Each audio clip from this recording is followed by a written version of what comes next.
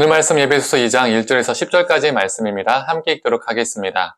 그는 허물과 죄로 죽었던 너희를 살리셨도다. 그때 너희는 그 가운데 행하여 이 세상 풍조를 따르고 공중의 권세 잡은 자를 따랐으니 곧 지금 불순종의 아들들 가운데서 역사하는 영이라.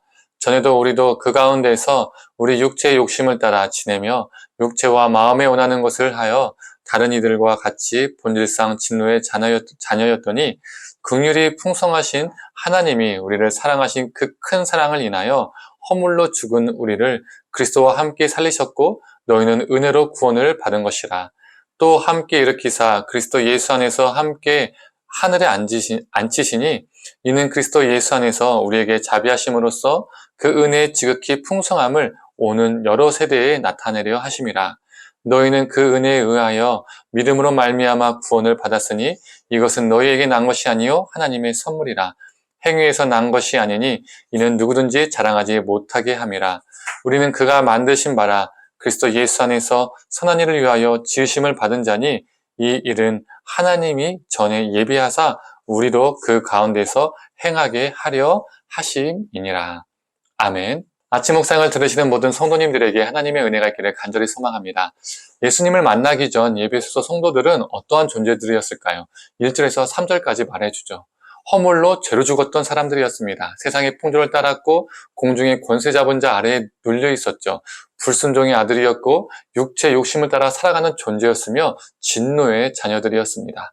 그런데 에베소서 성도들만 그러한 걸까요? 우리도 마찬가지죠. 우리도 어떠했습니까?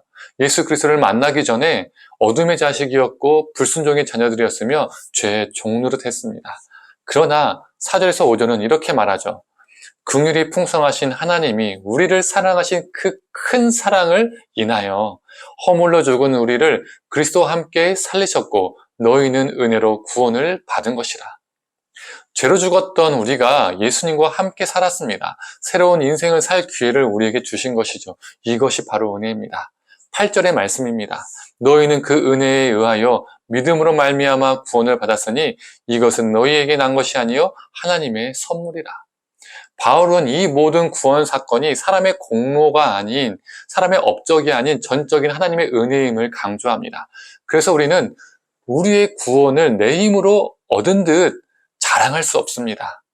바울도 9절에 이렇게 말하고 있죠. 행위에서 난 것이 아니니 이는 누구든지 자랑하지 못하게 함이라.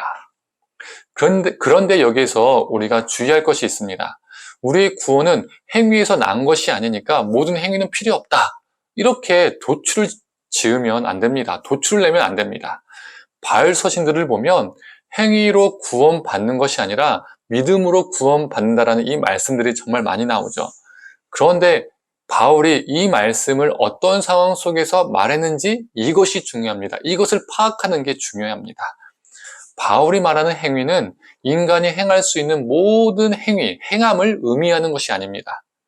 바울이 말하는 행위는 유대교에서 말하는 율법 준수입니다. 그 당시에 할례나 정결법이나 절기 준수 등의 특정한 행위로 구원을 이루려 하는 사람들이 있었습니다. 바울은 그러한 특정한 행위로 구원을 받는 것이 아니다라고 말하고 있는 것이죠. 즉, 바울은 모든 행위를, 모든 행함을 그 자체를 부정하는 것이 아닙니다.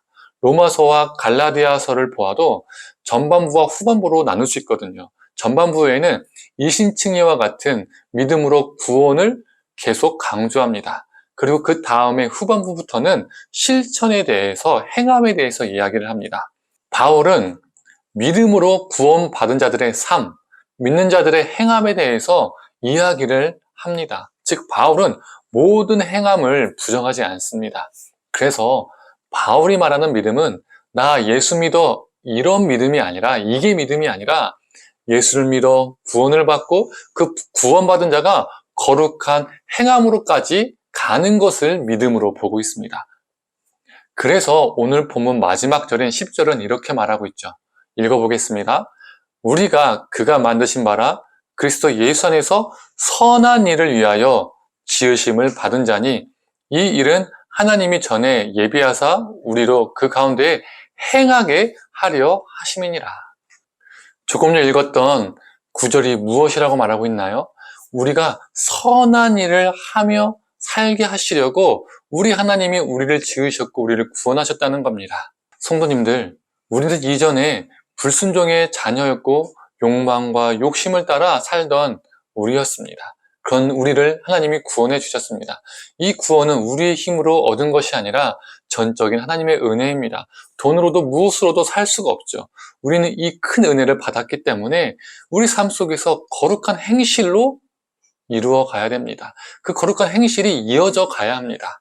오늘 하루도 하나님이 창조하신 그 목적대로, 구원하신 그 목적대로 선한 일을 행하며 살아가는 저와 성도님들 되기를 간절히 원합니다. 함께 기도하겠습니다. 하나님, 세상 풍조를 따라 살아갔고 욕망과 욕심을 따라 살아갔고 죄 죽을 수밖에 없었던 우리를 예수 그리스도의 은혜로 구원하여 주시고 새 생명을 주심에 참으로 감사합니다. 우리의 힘으로 얻은 것이 아님을 고백합니다. 이 크신 은혜에 감사하여 하나님, 우리가 우리 삶 속에서 하나님의 말씀에 순종하고 선한 일을 행하며 살아갈 수 있는 존재 되게 하여 주시옵소서.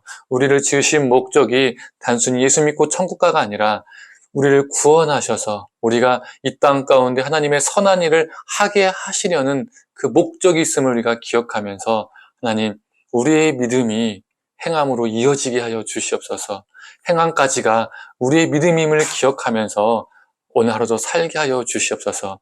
하나님, 거룩한 믿음의 소유자 되게 하여 주시옵소서. 감사드리며 사랑에 많으신 예수님의 이름으로 기도드립니다. 아멘.